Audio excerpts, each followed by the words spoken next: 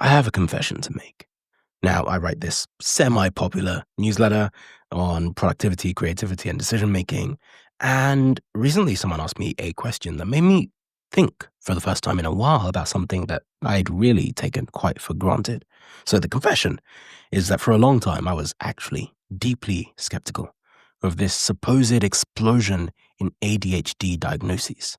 And so from my very high horse, it felt like an overdiagnosis for a coddled generation.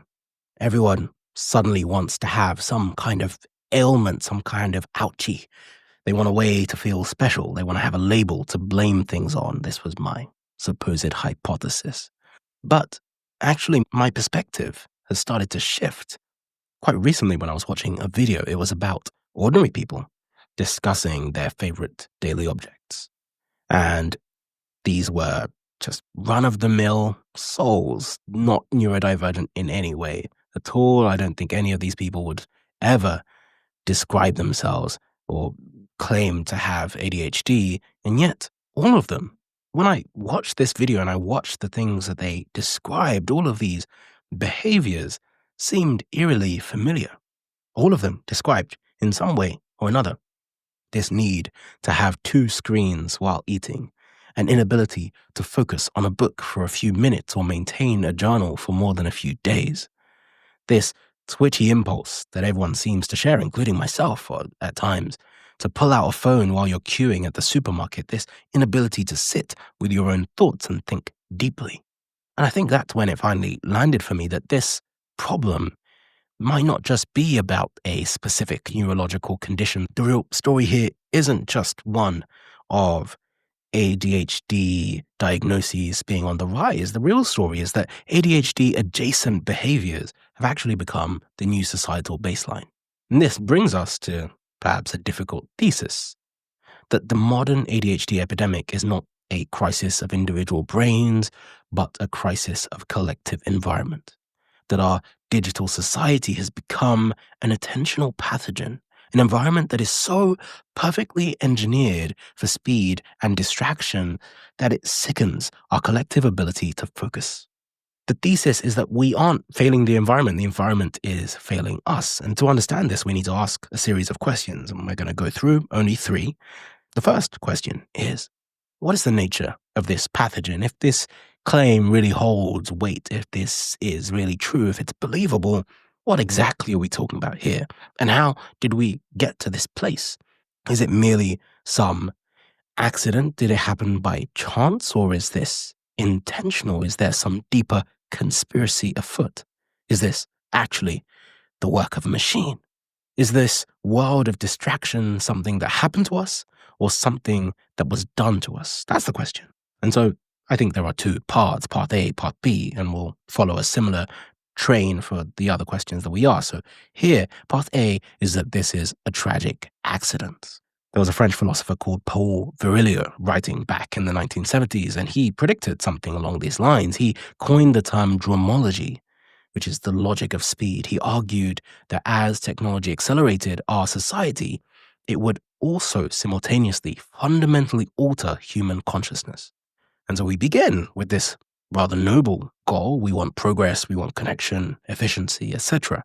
We build the internet, we build the global information superhighway. I think it was originally called something like that. We have the internet, we have smartphones, we have global networks of connective systems, we have logistics systems that span across the world. We build all of these things to make life faster, better, easier.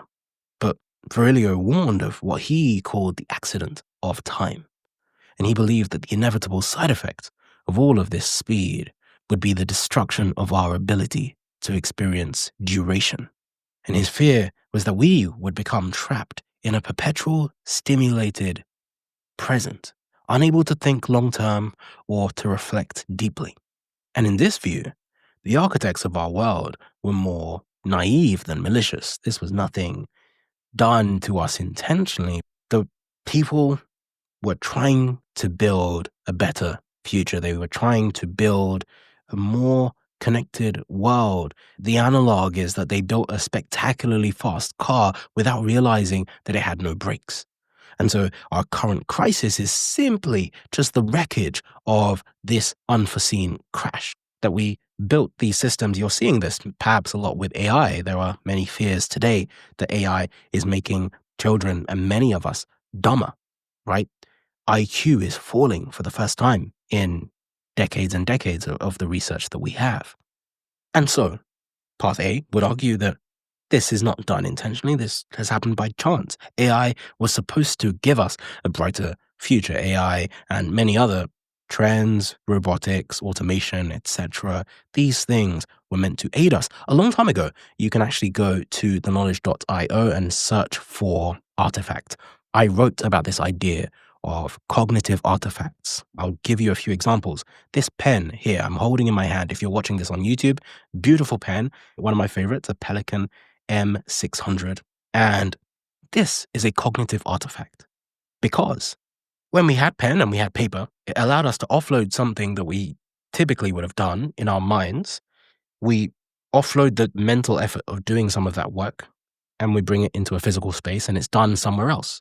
So instead of simply trying to memorize long stories, memorize poems, memorize the thoughts in my mind, memorize my ideas, I can write them down. And when I write them down, I can build catalogs that we now call books. I can build these tools that I can use to aid my thinking instead of having to think and keep everything in my mind. So it's a cognitive artifact. And you might think of a computer the same way. Another cognitive artifact you might see behind me if you're watching on video, I have an abacus somewhere there above my head. And that is also a cognitive artifact. An abacus helps you to do math. Nobody really uses them in the West anymore, but you can essentially move some tiles up and down along these little poles, and it allows you to add and subtract and do different types of mathematics. But the problem is, an abacus is not the same as a calculator, which might have been the natural thing that you would have called to mind following the abacus. And that's because in this framing that I wrote about, there are actually two types of cognitive artifacts. There are complementary ones and there are competitive ones. The pen is a complementary artifact. It aids your thinking. It's an artifact, yes. It is offloading some of your thinking ability, your processing is coming out of your brain and into some physical form. But by writing, especially writing in cursive, there is geospatial reasoning in addition to the purely logical reasoning. There are multiple parts of your brain being activated. And so actually, in as much as you are able to do one thing faster and more efficiently because you're offloading some of your brain process, you're also activating other parts of your brain. And so in sum, this is actually better for you, right? It's an artifact. It's something you can use as a tool to help your brain, but it helps you. An abacus works the same way. It also has this tactile geospatial element to it. Walking also works the same way. Walking helps your heart, it helps your brain, etc. And so walking is also perhaps a cognitive artifact in the same way, in a way that the GPS is not. The GPS is also a cognitive artifact, but it's competitive. It doesn't help your brain. When you offload something to the GPS, you are now no longer doing any work at all with your brain. And so it competes with your cognitive reasoning. You delegate the reasoning completely to the GPS. When you use a map instead of a GPS, you are still doing geospatial reasoning. You are still having to navigate, look at landmarks, etc. And so it's useful. It's a cognitive artifact, but it's complementary. It makes your brain stronger. It makes your brain better when you take it away. If you've only learned to use a calculator, if I take the calculator away, your brain is weaker. If you've learned to use an abacus, like the one I have here, if I take the abacus away, you're actually better at doing math. If you learn to use a map and I take the map away, you are better at navigating than you were before you had the map. If I give you a GPS and I take the GPS away, you're worse. You can see how this trend continues. And so returning to our question and our framing here, what we've largely been discussing is this first part, this idea that much of this can happen by accident. We can build these tools that we think will help us, that we think will aid us, that we think will make us better. And there could be unintended consequences. But that's not the only argument here. The path B is slightly more cynical. It's that this collective pathogen, this thing that we face, this, the growth in ADHD diagnoses, perhaps, is actually a deliberate machine. This path would argue that the state of distraction that we have is not an accident at all, but instead a calculated, intended outcome of a multi-trillion-dollar attention economy. And following this train of thought, the goal was never simply connection. It was actually the systematic harvesting and monetization of human focus. Wow. Maybe I'm setting myself up too much. Maybe you might cry out and say, whoa, whoa, whoa, isn't this a bit crazy? Are you not overcooking things here? But allow me to state the claim, make the case. So in this view, every notification, every infinite scroll, every autoplay video, all of these tools, these dark patterns, that's what they're called in UX design, all of these things are meticulously engineered cogs in a machine that's designed for one purpose alone, which is to fragment your attention and sell the pieces to the highest bidder. Are we getting somewhere? So in this frame of thinking, the architects of this system weren't merely naive, they were actually ruthlessly effective capitalists. They understood that a mind that can't focus is a mind that is easy to influence. And so your attention, your focus has been sold to the highest bidder. It has become a product. It has become a resource for the profiteering of shareholders. And so, in this view, perhaps the system isn't broken at all. Perhaps it's working exactly as it was designed. But let's not get too carried away just yet. You might be thinking, okay, and so? What if it's true? What if we accept this hypothesis? I've merely stated a claim here. We haven't necessarily gone too far. Show me the harm. Show me the hurt. What is the consequence? Show me the wounds in the flesh. And so let's talk about what does it matter? Okay, fine. So what, right? So what? There are more ADHD diagnoses than there were before. So what if you might have slightly less attention span because your brain is competing with the computer? So what if some shareholders happen to profit from your lack of attention? What do we lose? And so again, I bring you two paths, path A, path B, the loss of the self or the loss of the world. If our attention is truly being eroded, what's the most profound thing that we stand to lose? Path A would argue that the deepest loss is actually internal. We are losing the self. Path A would argue that sustained deep attention is the prerequisite for a stable sense of who we are. It's the thread that we use to weave together our memories and to form a coherent life story.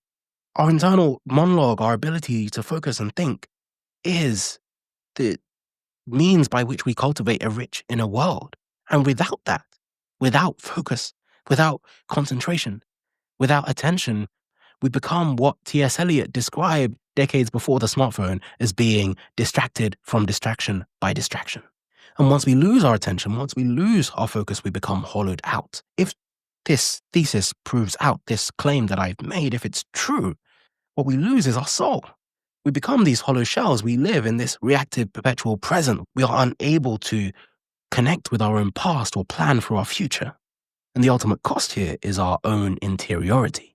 The spiritual emptiness that so many people feel today is the direct result of this internal collapse. We can no longer sit quietly with our own thoughts because the quiet space inside your mind has been strip-mined for engagement and shareholder profit. People can't read books anymore. People don't even know what this is. And it's crazy. I was writing about this in my newsletter. The idea that mere centuries ago, the thing that stopped most people reading was literacy or poor eyesight. Okay? Slaves yearned to be able to read. They weren't taught how to read. It was seen as a form of power. And now people are happily powerless. People are happy to say, oh, actually, books? You want me to just waste my time reading books when I could be watching Netflix? God. But this is where we are now. You understand? Maybe I shouldn't have wasted my time writing this brilliant book, if I may say so myself, and so do the blurbs on the back. I'll stop pumping my book. But hey, I think it's a great book. It's a book called Sovereign on self-authorship, I guess. It's about how to take control of your life, and maybe I'll bring it up again later. But anyway, that's part A. That we are losing the self, that is the crime here, that is the cost of living in this attention economy. But part B actually takes this a step further. And part B says, maybe that's the least of your worries. Oh, little child, how cute, how quaint that you think that the greatest loss in the attention economy is merely your inner monologue, your interiority, your sense of self, your moral compass. How quaint it is that you believe that that is all that is at stake, that you believe that that is all you have to lose. If only it was that simple. Part B would say that actually the most dangerous consequence is the erosion of our ability to understand and solve collective problems. That actually your loss of your ability to think deeply and have some interiority is actually just scratching the surface. Because when we think on a societal level, deep attention is how we grapple with problems. It's how we grasp complexity, whether it's the nuance of a political argument, whether it's the intricacies of climate science or the depth of a great work of art. Attention and focus is how we solve collective problems. We've had the Manhattan Project. We've had the COVID epidemic. We've had many of these times when we've had to pull together. We've had great wars that require many people thinking as one, thinking in unison, minds working overnight, over time, focused on a single problem at great speed, at great pace, being pushed to solve these problems. And now potentially we have this future where there are no minds, there are no human minds, there are only synthetic ones, minds of silicon. And perhaps the next great pandemic that we face, there will be no brains to solve it. We would merely switch on some AI and type into ChatGPT, hey, we have this problem, people are dying, please help us. And what a world that might be. And so part B would argue that a society with pathologically fragmented attention cannot solve any of the long-term challenges that we may yet have to face. Our best hope is actually that the system is so efficient that the system takes care of the problems for us. Because, God forbid, if not, if AI can't fix it, what happens to our brains? If people can't read anymore, if textbooks can't be delved into, if we can't digest information, if people can't focus for more than 15 seconds, how on earth do you solve tomorrow's problems? If our fragmented minds can only react to the latest 24-hour outrage cycle, we lose the ability to do what my newsletter calls good work. We lose the capacity, actually, Cal Newport also wrote a book on this, deep work. It's a great book, I'd highly recommend it. But in this process, we would lose the capacity to be effective citizens. And the cost isn't just a personal one, it's actually the degradation of a functioning civilization. One tweet, one notification, one interrupted thought at a time. In question 3, okay, maybe you believe me by now. Maybe there is something here. Maybe it does have some consequence. What's the solution? What's the most viable response? What do we do with this quandary that we find ourselves in? And maybe there are 2 parts, once again. Personal monasticism on one side or public reform on the other. So you might say, faced with this reality, how should we respond? Do we save ourselves or do we try to save everyone? Is it possible to save everyone? Maybe the best you can do, if the world works one way, if your company, the place that you work, the thing that you do is fueled by this endless need for more, if you feel stuck on this treadmill, is it possible to pull everyone off that treadmill? Maybe it's only possible to extract yourself. So part A here would make the case for personal monasticism. This part would argue that if the environment is truly pathological, if it is true that the baseline of where everyone in society is being driven is toward these ADHD-adjacent behaviours, and mind you, let's just pause here for a brief interjection. I'm not saying that being ADHD is the worst thing in the world. That's not really the point. The point is, what happens if everyone has ADHD? And actually, when you look at the data about the trends here, it is actually notable that there is no great growth below age 5. So age 5 is trending as it always has, but actually above that age, which is typically these days the age people are giving their children iPads to get them to shut up, that is the age that suddenly you have this uptick in attention hyperactivity disorder, people losing their ability to focus, to concentrate. All of the great ills that we hypothesized earlier, this is really what we're talking about as the quandary here. And so coming back to the point, Path A would argue that, if this is truly pathological, that the only rational response is a strategic personal withdrawal. Okay? Everyone out there, they are lost, but you can save yourself. This is the modern equivalent of medieval monks. They understood that contemplation was fragile. They knew that the outside world was full of distractions, both worldly and spiritual. And so monks, they built monasteries. They built thick stone walls to create a space where deep thought was possible. And so perhaps the modern solution, as many advocate online, is building and curating your own digital monastery. Maybe this means that you have to aggressively curate your digital inputs. I've personally advocated for this in the past. I've written about this. But it means turning off your notifications. It means scheduling deep work. It means cultivating analog habits, like reading physical books and journaling by hand. And so the focus here is on your own individual salvation. It's about protecting your mind from the sick society outside. Can you do it? Is it possible? Give it a try. Path B, on the other hand, is the case for environmental reform. This is perhaps to say that it is not enough to save yourself. It is not enough to save one soul in a sick society. Actually, if society crumbles, then we all lose. That the individual solutions may be cute, they may be useful. They're like telling people to just breathe less in a polluted city. It's not an option, not a long-term one anyway. If the problem is environmental, then the solution must similarly be systemic. You can't meditate your way out of a system that's designed to addict you. This is what Path B would argue. And so the solution here would call for a collective public health style campaign. We already regulate addictive substances like tobacco and alcohol. We have public health campaigns for healthy eating and for exercise. And so actually, perhaps what is most needed is to treat our attentional crisis with the same level of alacrity, with the same level of suitable dismay and alarm. And we should advocate for more humane technology design that demands regulations on the most addictive algorithms.